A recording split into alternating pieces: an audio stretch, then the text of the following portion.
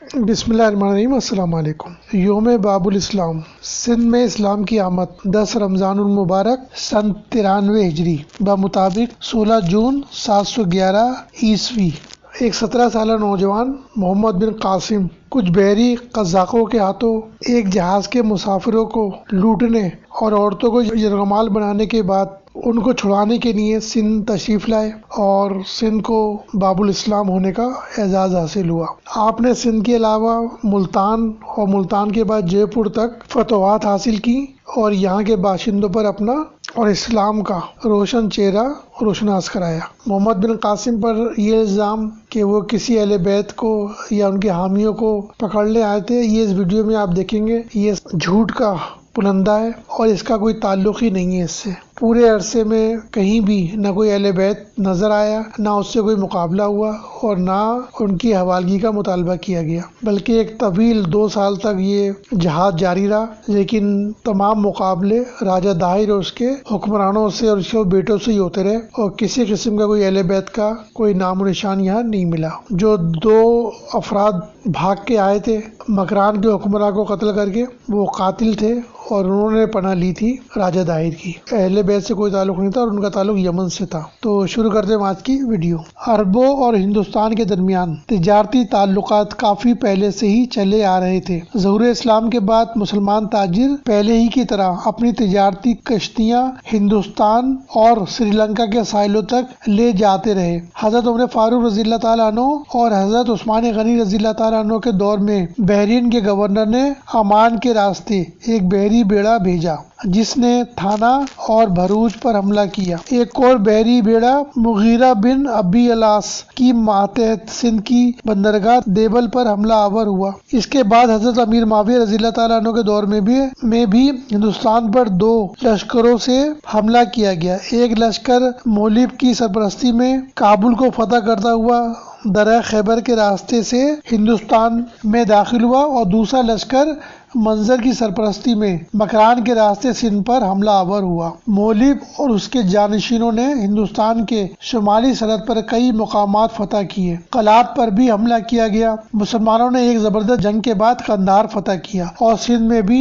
یوقان اور قلات فتح کیا۔ اس کے بعد ولید بن عبد الملک کے دور 86 تا 96 ہجری بمطابق 705 تا 715 عیسوی میں محمد بن قاسم نے پورے سندھ کو فتح کیا۔ محمد بن قاسم کا پورا نام عماد الدین محمد بن قاسم تھا۔ آپ 694 میں طائف میں پیدا ہوئے۔ ان کے والد قاسم اس وقت بصرہ کے گورنر تھے۔ آپ ابتدائی تعلیم کے بعد فوج میں بھرتی ہو گئے، دمشق میں تربیت حاصل کی اور اپنی قابلیت اور غیر معمولی صلاحیت کی بدولت انتہائی کم عمری میں ہی فوج میں اعلیٰ عہدہ حاصل کر کے امتیازی حیثیت حاصل کی۔ 708 میں 15 سال کی عمر میں ایران میں کردوں کی بغاوت کے خاتمے کے لیے سپہ سالاری کے فرائض نبھائے۔ اس مہم میں محمد بن قاسم نے کامیابی حاصل کی اور شیراز کو ایک معمولی چھاؤنی سے ایک اہم شہر بنا دیا اور محمد بن قاسم اس کے گورنر بھی بنا دیے گئے۔ شیراز اس وقت فارس کا دارالحکومت تھا۔ اس وقت عمر 17 سال کی تھی۔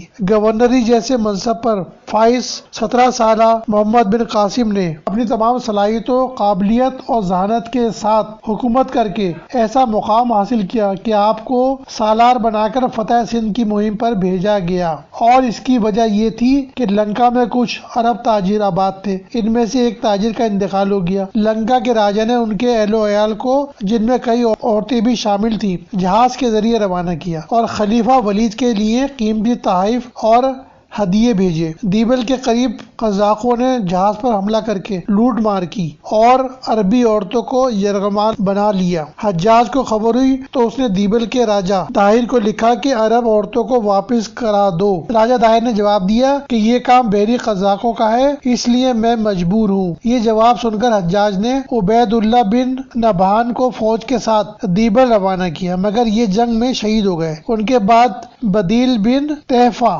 بجلی کو کو دیبل بھیجا۔ یہ 3000 فوج کے ساتھ مکران ہوتے ہوئے دیبل پہنچے اور راجہ داہر کی کئی ہزار فوج کا مقابلہ کیا، مگر میدان جنگ میں ان کا گھوڑا بدک گیا اور یہ گر پڑے، ان کو قتل کر دیا گیا۔ اب حجاج نے محمد بن قاسم کو، جو فارس کا حاکم تھے، 6000 فوج کے ساتھ سندھ روانہ کیا۔ یہ 2 سپہ سالار پہلے شہید ہو چکے تھے، اس کے بعد محمد بن قاسم کو بھیجا گیا ہے۔ تو یہ جو کہا جاتا ہے کہ محمد بن قاسم کو کسی اہل بیت کو گرفتار کرنے کے لیے بھیجا گیا، تو اس کا جھوٹ اس سے ہی ظاہر ہے کہ آپ پہلے نہیں آئے تھے، بلکہ 2 کے شہادتوں کے بعد آپ آئے۔ محمد بن قاسم مکران ہوتے ہوئے سندھ آئے اور سب سے پہلے پنجگور فتح کیا اور پھر ارمن بیلا کو فتح کیا۔ اس کے بعد دیبل کی طرف روانہ ہوئے۔ دیبل کے باشندے قلعہ بند ہو گئے۔ محمد بن قاسم نے محاصرہ کر لیا اور چاروں طرف خندقیں کھدوا کر منجنیقیں نصب کروا دی اور سنگ باری کی، جس سے دیبل کا گنبد ٹوٹ گیا اور مسلمان فصیل کی دیوار پر چڑھ گئے۔ یہ دیکھ کر راجہ داہر کے حاکم شہر چھوڑ کر بھاگ گئے اور مسلمانوں نے دیبل پر قبضہ کر لیا۔ یہاں محمد بن قاسم نے مسجد تعمیر کروائی اور 4000 مسلمان آباد کیے۔ دیبل سے آگے نہرون کے راجہ نے دیبل کی فتح دیکھ کر محمد بن قاسم سے صلح کر لی۔ نہرون سے دریائے سندھ تک تمام علاقہ آسانی سے فتح کر لیا گیا اور دریا کو عبور کرنے کے بعد شری دیدس کے بدوؤں نے خراج دے کر اطاعت قبول کر لی۔ یہاں سے محمد بن قاسم سیوان فتح کرنے کے لیے روانہ ہوئے۔ یہاں پہنچ کر قلعے کا محاصرہ کر لیا۔ یہاں کی آبادی جنگ نہیں چاہتی تھی، مگر یہاں کا راجہ بجرا راجہ داہر کا بھتیجا تھا، جس نے جنگ جاری رکھی۔ 1 ہفتے جنگ کے بعد بجرا اپنے ساتھیوں کے ساتھ فرار ہو گیا اور بودیا کے حاکم کاکا کے یہاں پناہ لی۔ مسلمانوں نے سیوان پر قبضہ کر لیا۔ اس کے بعد سیم کے قلعے کو فتح کیا۔ اس فتح کے بعد حجاج نے حکم دیا کہ نہروان جا کر راجہ داہر کے پائے تخت پر فوج کشی کرو۔ یہ حکم پا کر محمد بن قاسم راجہ داہر کی طرف بڑھا اور اشیار کے قلعے کو فتح کرتا ہوا دریائے سندھ کے مغربی کنارے پر پہنچا۔ یہاں بیٹ کے راجہ موکا سے صلح ہوئی۔ اس صلح کے بعد محمد بن قاسم نے راجہ داہر کے پاس ایک وفد بھیجا، لیکن وہ مصالحت کے لیے آمادہ نہ ہوا اور جواب دیا کہ اس کا فیصلہ تلوار کرے گی۔ یہ جواب سن کر محمد بن قاسم فوجیں لے کر مقابلے کے لیے روانہ ہو گئے اور دریائے سندھ کے مشرق کی جانب خیمہ زن ہوئے۔ ان دونوں فوجوں کے درمیان دریائے سندھ تھا۔ راجہ داہر نے جا بجا تیر انداز متعین کر دیے تاکہ مسلمان کشتی کا پل نہ بنانے پائیں، مگر مسلمان راتوں رات دریا عبور کر کے اس طرح حملہ آور ہوئے کہ وہ اس ناگہانی حملے کی تاب نہ لاتے ہوئے پسپا ہو گئے۔ اب محمد بن قاسم نے آگے بڑھ کر بیٹ کو مرکز بنایا اور عبداللہ بن علی سقفی کو ایک دستے کے ساتھ آگے روانہ کر دیا۔ راجہ داہر کاجی جاٹ میں مقیم تھا۔ عبداللہ اروڑ سے جیور کی طرف بڑھا تو راستے میں کچیری جھیل پر راجہ داہر کے لڑکے جے سنگھ سے مقابلہ ہوا۔ اس کی فوج مقابلہ نہ کر سکی۔ یہ خود بھی گھوڑے سے گرا مگر بچ گیا۔ اس شکست سے راجہ داہر کے سرداروں اور حکمرانوں میں بڑی بددلی پھیلی۔ محمد بن قاسم نے جیورا پر قبضہ کر کے اپنی فوجیں اتار دی۔ یہاں راجہ داہر اور محمد بن قاسم کے درمیان مقابلہ ہوا۔ راجہ داہر کے آگے ہاتھیوں کی صف تھی، اس کے پیچھے 10,000 سوار اور 30,000 پیدل افواج تھی۔ خود راجہ داہر ایک سفید ہاتھی پر سوار تھا۔ جنگ شروع ہوئی۔ کئی خونریز مارکے ہوئے۔ مسلمانوں کے لیے سب سے بڑا مسئلہ ہاتھیوں کی فوج تھی، اس لیے انہوں نے نفط کے ذریعے آگ برسانا شروع کی۔ اس کے سامنے ہاتھی نہ ٹک سکے اور بدحواسی سے بھاگے۔ خود راجہ داہر کا ہاتھی ندی میں کود گیا اور دلدل میں پھنس گیا، پھر مشکل سے اٹھا اور قلعے کی طرف چلا گیا اور میدان کا رخ نہ کیا۔ راجہ داہر کی فوج لڑتی رہی اور بڑے بڑے سرداروں نے جان دے دی۔ یہ دیکھ کر راجہ داہر بھی قلعے سے واپس آیا اور لڑتے ہوئے قتل ہو گیا۔ اس کی فوج قلعہ راور کی طرف بھاگی، مگر مسلمانوں نے دور تک تعاقب کر کے قتل و گرفتار کر لیا۔ اس شکست کے بعد راجہ داہر کے لڑکے جے سنگھ نے برہمن آباد میں جنگ کی تیاری شروع کر دی۔ اس لیے محمد بن قاسم نے بھی برہمن آباد کا رخ کیا اور راستے میں بہرور اور دھلیلا کے قلعے فتح کیے۔ راجہ داہر کے وزیر سی ساکر نے محمد بن قاسم کے پاس جان بخشی اور اطاعت کی درخواست بھیجی۔ محمد بن قاسم نے یہ درخواست قبول کر لی۔ سی ساکن نے خود آ کر عرب عورتیں جن کو بحری قزاقوں نے یرغمال بنایا تھا پیش کی۔ یہ بھی ثابت ہو گیا کہ وہ جو عورتیں تھیں وہ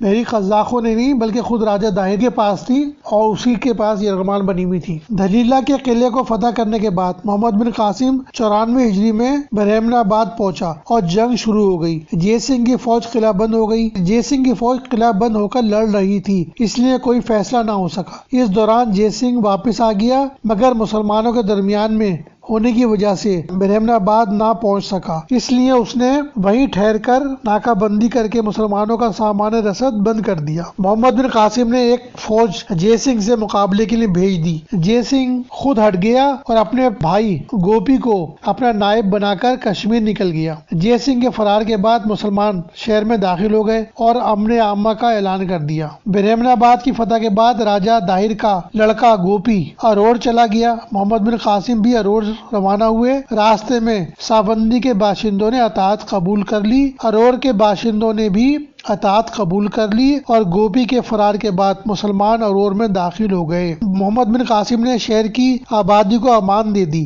اور صنم کدہ کو کنیسہ اور آتش کدہ کے حکم میں قرار دے کر باقی رہنے دیا۔ اروڑ کے بعد قلعہ بابیا کے راجہ کسکا نے بھی اطاعت قبول کر لی۔ اس کے بعد لڑائی سے اسکلندہ کے قلعے پر قبضہ کر لیا گیا اور محمد بن قاسم دریائے چناب کو عبور کر کے ملتان کی طرف بڑھے۔ یہاں کا راجہ گور سنگھ پہلے سے مقابلے کے لیے تیار تھا۔ سخت جنگ ہوئی اور راجہ پسپا ہو کر قلعہ بند ہو گیا۔ مسلمانوں نے محاصرہ کر کے سنگ باری کی جس سے قلعے کی دیوار ٹوٹ گئی۔ اب اہل شہر کو باہر آ کر مقابلہ کرنا پڑا جو ان کی بس کی بات نہیں تھی، اس لیے مسلمانوں نے شکست دے کر شہر پر قبضہ کر لیا۔ اس کے بعد سورٹ کے علاقوں کو فتح کیا اور جے پور کے راجہ کو شکست دی۔ اس کے بعد محمد بن قاسم کو واپس بلا لیا گیا تھا اور وہاں کہتے ہیں کہ آپ کو قید کر دیا گیا، جس کے بعد آپ کا وہاں پر انتقال ہو گیا۔ تو یہ آپ نے فتح سندھ کے بارے میں ویڈیو دیکھی کہ یہ جو جھوٹ بولا گیا